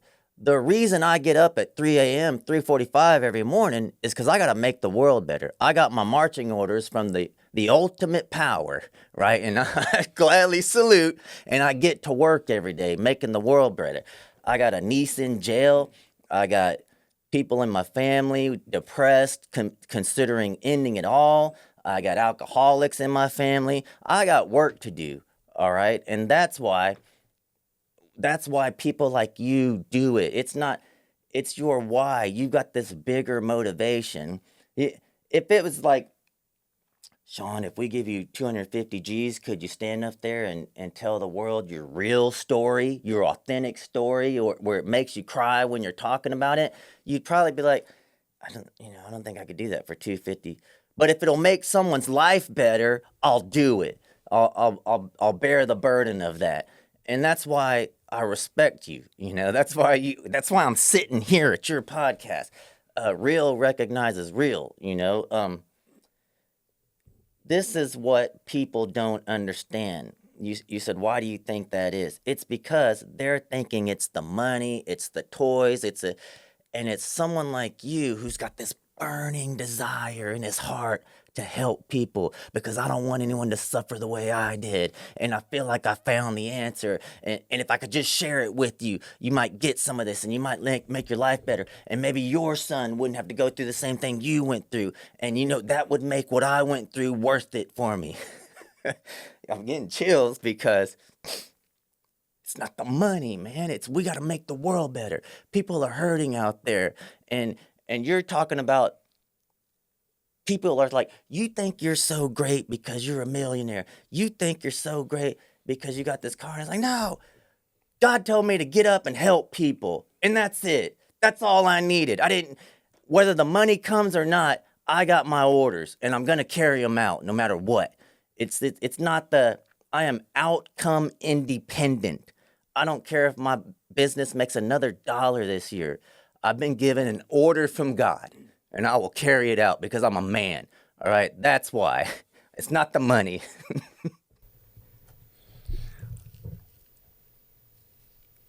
There are very few people that have that mindset. Because for the vast majority of the population, it is about the money. And to be fully transparent, I spent a large portion of my life and career hyper-focused on the money. Growing up without any, the things that you heard in that speech, I had this chip on my shoulder. I had something to prove what I could become in spite of what was. And I did all of the things. I climbed the corporate ladder. I made all the money. Just the stupid money that I never in a million years thought I would be able to earn. And once I achieved that goal, I realized that it didn't matter. I wasn't fulfilled. And I'll never forget whenever I had the conversation with my family about stepping away from my corporate job and starting a business. And my mom's like, you sure you want to do that? Because you're paid very well. And like, it wasn't even a second thought in my mind. And you know this well. The first few years of entrepreneurship, you don't make anything. You don't, quite frankly, because it's expensive. It's stressful. And I'm pushed and stressed more than I have been in my entire life. All the hard work that I was doing for all of those companies over the years. And I thought, oh man, I'm working so hard. I'm working 60, 70, 80-hour weeks. All of that hard work pales in comparison to the past year and a half. And so whenever I'm having conversations with people and they're like, oh man, my boss is an idiot. I'm just going to go start my own company. Like, you don't have what it takes. You think working 5 days a week, 50 hours is tough? You think that your boss being an idiot is tough and you want to go start a business? You have no clue. And to be fair, it's not even part of their schema. Our education system is built around creating good little employees. They don't know what it takes to actually go out and start a business and build something meaningful and sacrifice and miss out on all the money, all the trips, all the vacations, all the toys. But when you are stepping into your own greatness, when you are focused on putting your dent in the universe, all of that stuff doesn't matter. It's how can I inspire others? How can I share my story and the lessons that I learned over the years to hopefully help others understand and see the road signs to avoid those challenges and adversity. And the thing that's also interesting about that is I firmly believe there's a finite band of adversity that if you experience too much adversity in life, it can be the mental toll and anguish can be insurmountable in some regards. Like you can't overcome it. No amount of therapy and church and praying and work and coaching, like it can really mess you up. On the flip side, if you don't encounter enough adversity in life was just handed to you on a silver platter. You never have to work. Everything's just given to you. You're not going to have any sort of drive or desire to do anything. And so there's this magical band that's going to be different for every single person, that if you experience challenges to that degree in life, you're actually fortunate and blessed, because it will ignite a fire inside of you that can't be put out. And whether you're running towards something or running away from something, it doesn't matter as long as you learn how to harness that fire and use it to change people's lives. And the fulfillment that I experience getting to do what I do every day, I didn't anticipate that being a consequence of starting my business. But man, I wouldn't change it for the world. Yes, I look at it like I imagine that just like me, you have this desire to make the world a better place. And subconsciously, you knew as an employee, you had gone as far as you could go in this vehicle. And to help the people you needed to help at the next stage of life, you had to get out of that vehicle and get into the next one. And by golly, I got to start my own business. Horror of horrors. I've just graduated to a new level of ignorance. And that's what you do as an entrepreneur. You win, and every victory, you graduate to this new level of ignorance. And you gotta count the cost. Man, do I leave behind this plush life of success, or do I go right back to beginner mind again for the mission? Not for the money, but there's people out there that I need to help, and I've gone as far as I can go in this vehicle. I got to get in the next one, and I got to start over.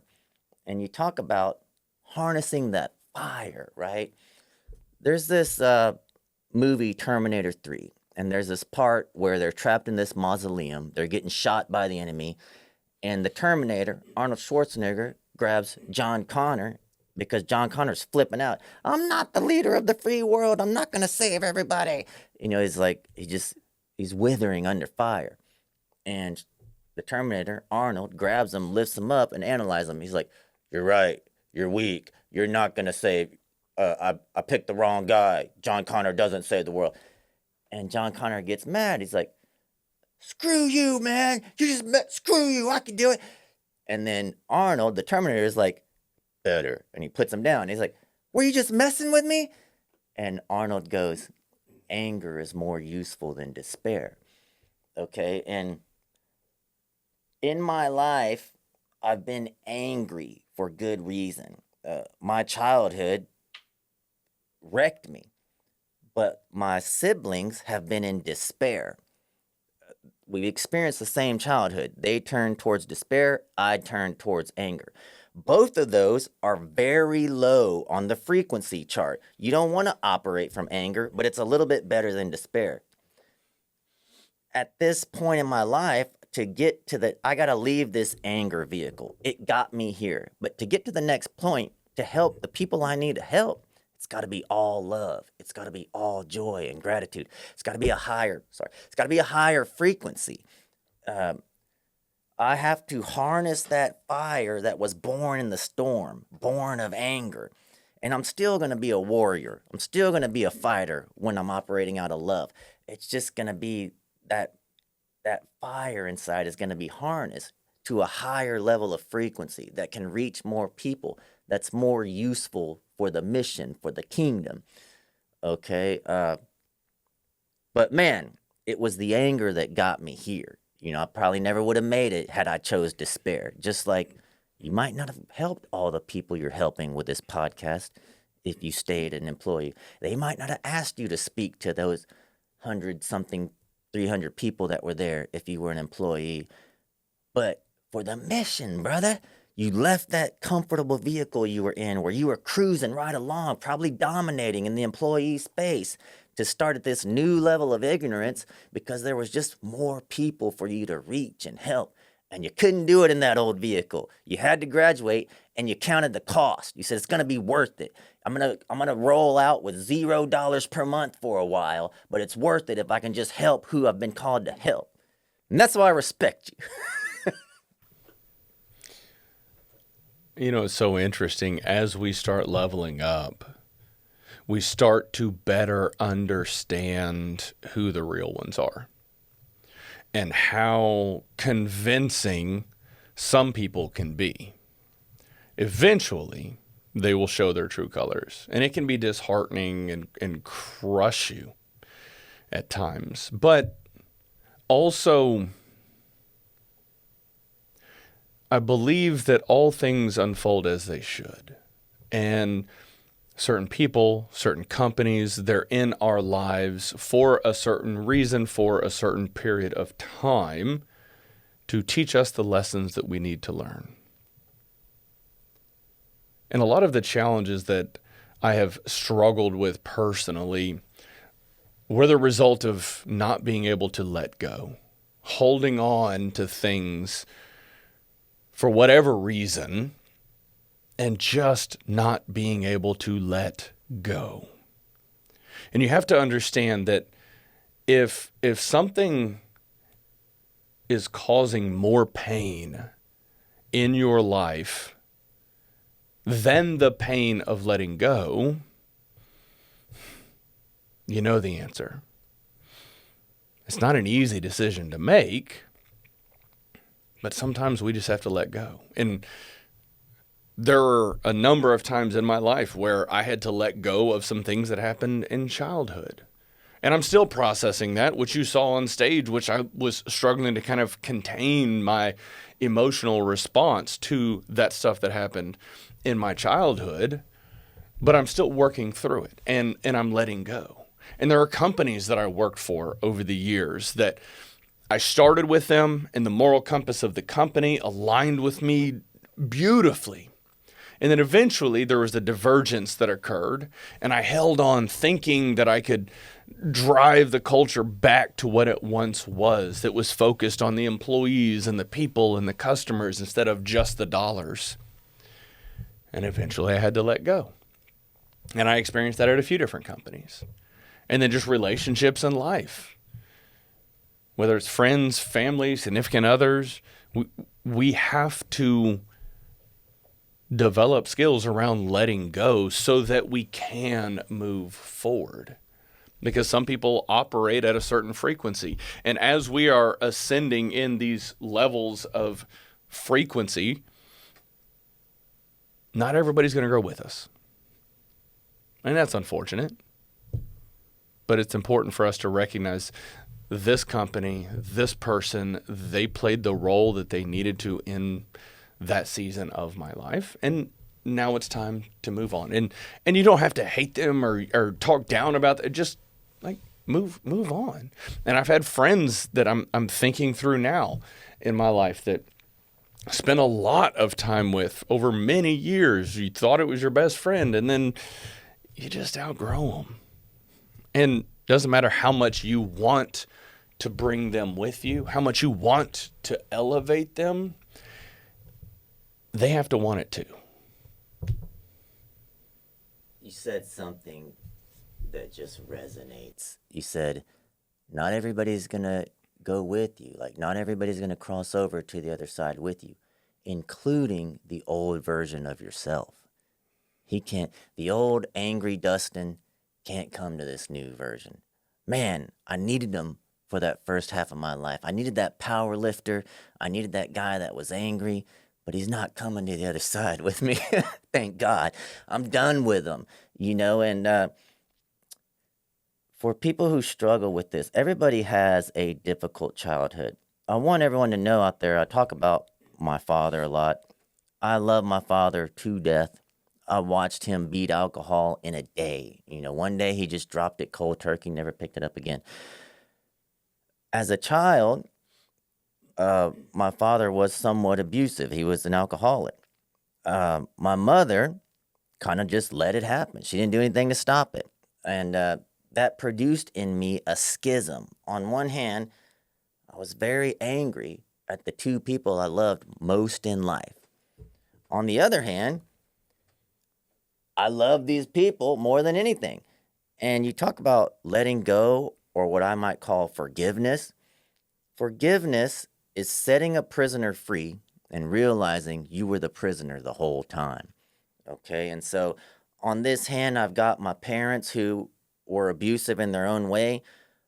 If I'm not upset with them, then I'm insane, because if you walked into 7-Eleven and someone was beating me up or someone was beating your mom up, you jump in no matter what. So on one hand, if I'm not upset with that situation, I'm crazy. On the other hand, if I don't forgive them, I can never be free of this anger. The only solution I saw was I had to lay that I had to lay that anger at the feet of God. And he led me to this 12-step program called Regeneration in church. And when people say do the work, man, one guy wanted to go through step 1 of the 12 steps with me because he thought, like, Dustin, you need the 12th step. And I was like, I pulled out my journal from the day before. And I'm like, yeah, I was working through step 1 yesterday. Hold up, I'm going to go get my journal from 2015 because I was working through it from 2015 also. Because I thought I could do it alone. Like I was powerful enough to do it without any help. I'm a nuclear engineer. I'm a lawyer.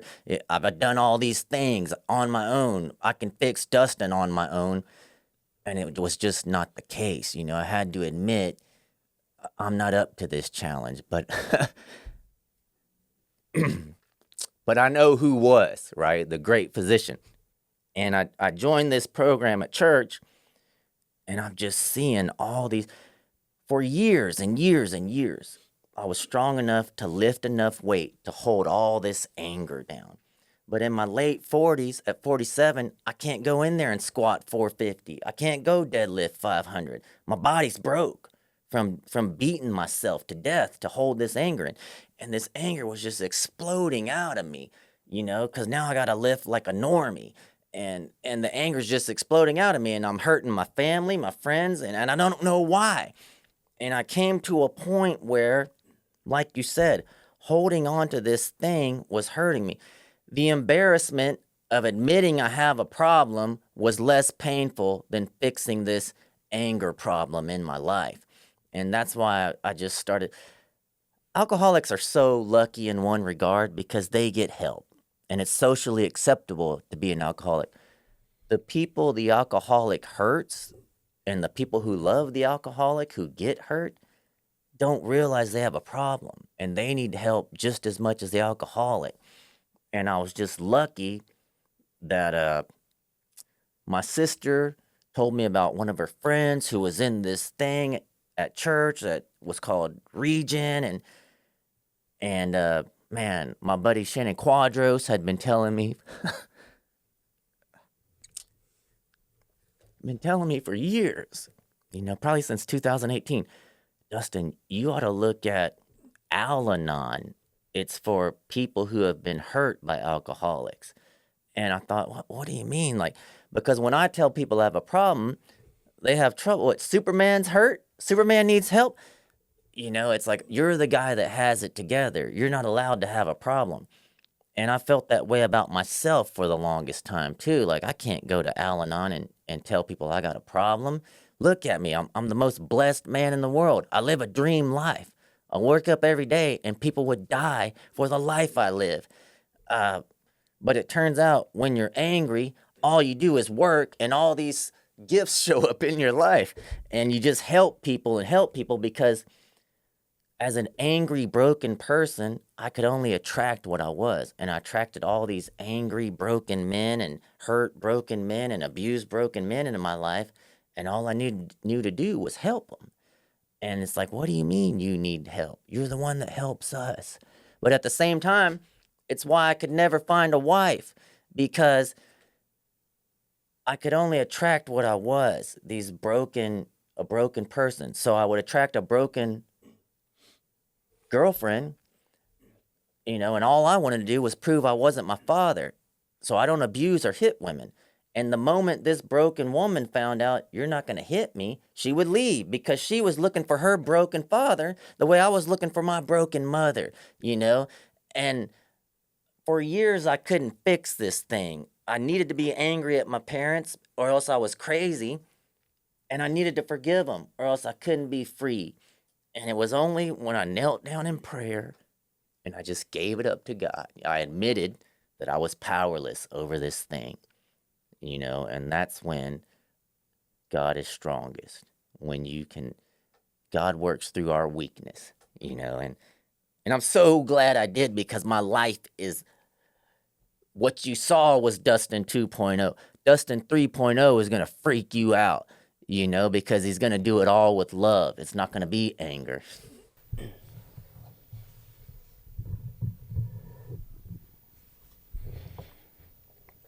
So there's so much that I was processing through as you were talking. And one thing early on, when you were sharing all of that, was how important it is for us to let go of that version of ourselves.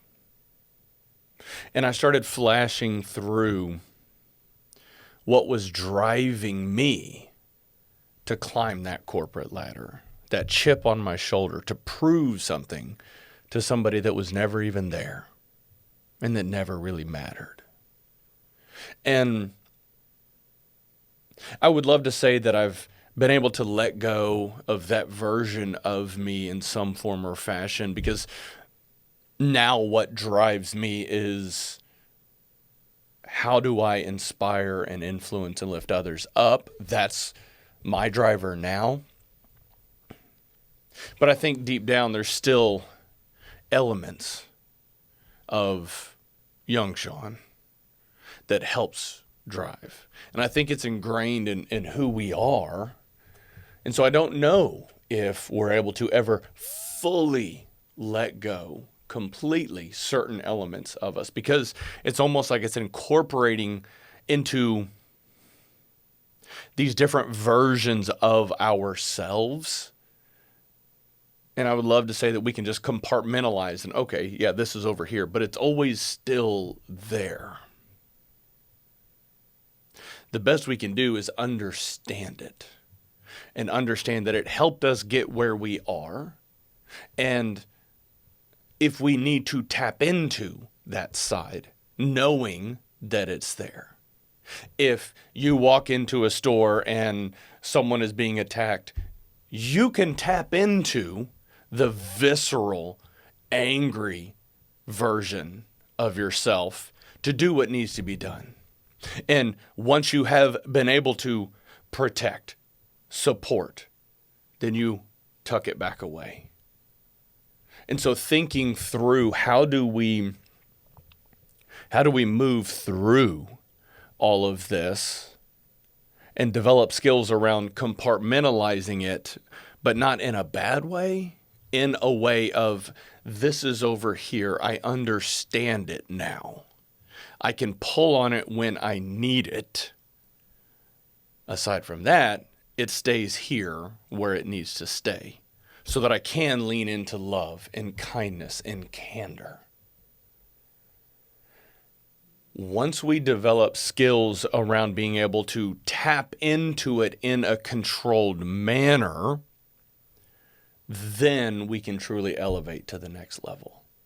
And I think a lot of men, they have compartmentalized it, but they don't know how to pull the thread when needed. It's bust the door open, screaming, yelling, knocking walls down, turning green, and then it goes back away.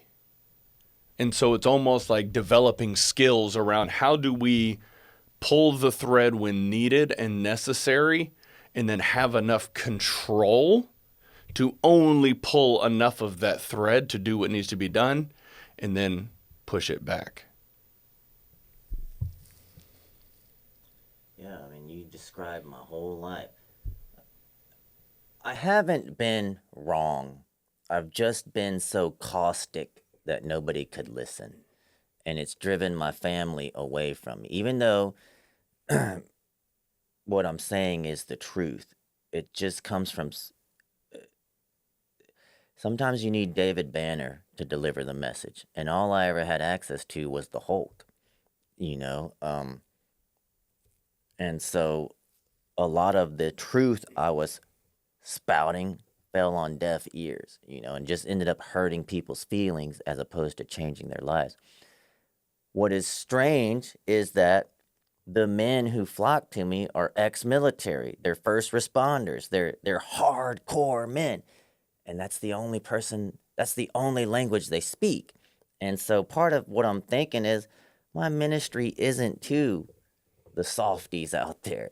It's not, my ministry is to these hard men, and I have a veteran group full of veterans on Facebook, and a lot of the people who took my fitness transformation program were officers and enlisted who had retired and left the military, and they responded extremely well. A lot of times female attorneys would join my program, and they didn't, they just couldn't take the harshness of it.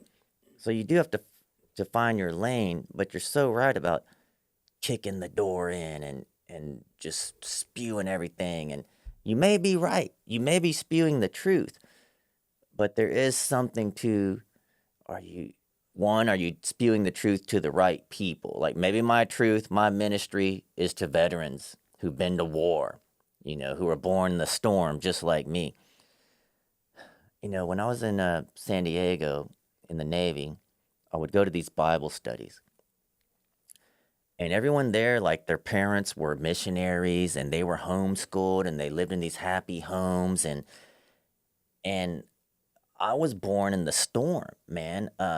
So I hang on to scriptures that spur action. And one of the scripture I was always quoting was, the kingdom of heaven is advancing forcefully, and forceful men lay hold of it.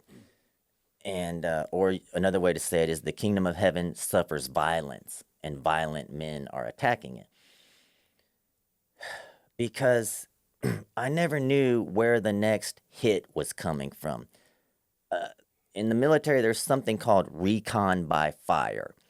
You don't know which way to go. You're taking fire from all the way around. You don't have time for an organized retreat. So you shoot in this direction. If someone shoots back, you can't go that way. You shoot in this direction. If someone shoots back, can't go that way. You shoot in this direction. Nobody shoots back, let's go this way. That's recon by fire.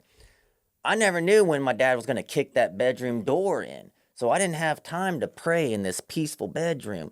And they would always, my San Diego Christians who grew up in these peaceful homes would always quote back to me, wait on the Lord.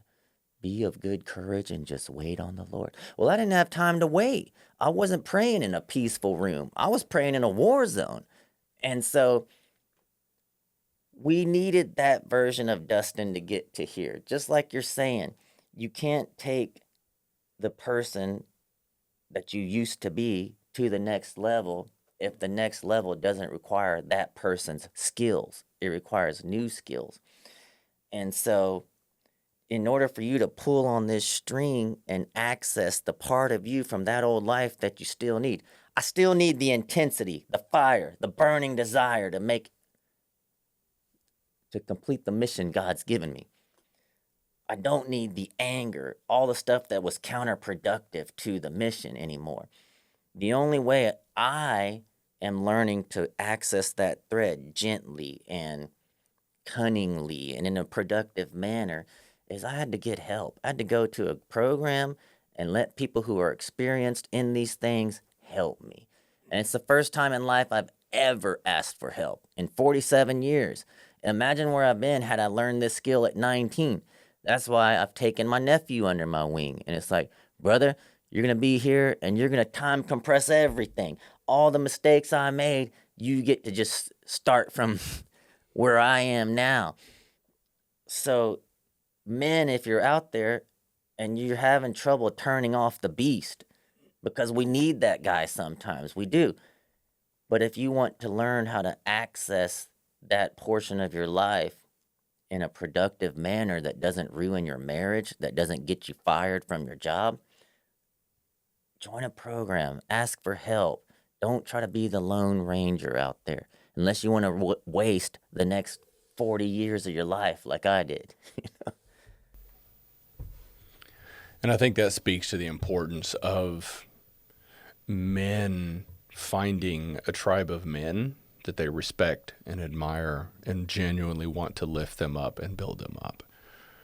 And you and I have had this conversation. I've had this conversation with Henry Walker and Scott Wells and Chris Tarver and a lot of other guys that are high performing in their own right and realm. And this is something that we have to be intentional about in terms of how do I make time to spend time with other like-minded men that are going to lift me up, that are going to challenge me and push me to be a better version of myself. And also I can push them without them breaking. All the names that I've just cited, you know some of them. You probably know all of them. I know you've met all of them at various points in our interactions. But every one of them, I am supremely confident that I can share feedback with them and say, hey, man, you're fucking this up. You need to do this. And they're going to listen. And they might not agree, but they're going to process and take time to think through the feedback that I'm sharing because there's a mutual respect. And likewise, if you or any of those other names came to me and said, hey, you're not doing something, you need to be doing this, or you're messing this up, I'm going to listen. With the way the world is operating, too many men have this mentality of, I'm going to take on the world by myself. I don't need anyone else. We absolutely need a tribe of men that we can rely on, that we can count on. So I want you and I and all of the other names that I just listed and any others, I want us to find a way to start creating that community. We've talked about it for years, quite frankly. We talked about it whenever we picked up your car. We've talked about it on the show before, but I think it's important that we lean into action. We have this inclination to lean into action in all aspects of our lives, but like you just talked about taking your nephew under your wing, like we need to be able to support each other because we all have these different life experiences, and all the names that I just talked through all have their own demons inside that they're working through. I really appreciate these conversations. Very thought-provoking, and we have gone all over different topics. We took our tinfoil hats off halfway through the show and got into some deep stuff, but I always appreciate these conversations. Yeah, thanks for having me, Sean. Always support you no matter what, brother. Just say when. All right. So what's next for you? What's the next big thing on the horizon for you? Well, I have taken the first steps. I joined my men's group at church. I go to Faith Bridge Church over in Spring, Texas. After spending a semester in the men's group, I joined Regeneration, which is like a Christian 12-step program similar to Alcoholics Anonymous. And it's dangerous for me to join groups like you say, because I realize now there is a part of me that is broken. And people ask me for advice all the time. And I'm not certain anymore that I haven't been given the wrong advice this whole time. What I want to do is finish this 12-step program, bring the same fire that I bring to everything to it, and just run the program, just like I did with Wes Watson's program. But now, in Wes Watson's program, I had the harshness, like, you can do it under your own power. Burpees will fix it. What I realize now is burpees got me here. Jesus is going to take me to the next side. And I want to finish this program and then start maybe like an online community on school and just bring men back. Make men great again. Make masculinity what it's always should have been and bring it to the church and just spread this masculine message infused with the message of Christ and redemption and forgiveness and love, and just set the world on fire. Make men great again. I like it. It's unfortunate to see what has happened to men and masculinity over the past decade. Maybe it's probably been longer than that. It's been a decline, but there's been an acceleration of the decline over the past decade. And I think I'm optimistic that there's more out there like yourself, like me, like all the names that we've been talking about, that understand what's going on and understand that masculinity is not toxic. Masculinity is what's going to save us through these challenging times that are ahead. Because masculinity is not turning green and knocking walls down. It is to provide and to protect those around them. That's what masculinity is. Yes. Man, thank you. All right, Sean. Let's do it again sometime. Yes, we absolutely will. I will be more prepared. I was woefully unprepared for this. I was embarrassed that I didn't have the studio set up whenever you guys showed up. But next time. Man, this was our masterpiece, brother. This is the best one we've done so far. We got deep. Yes, we did. Absolutely. All right, man. I appreciate you. Yes, thanks.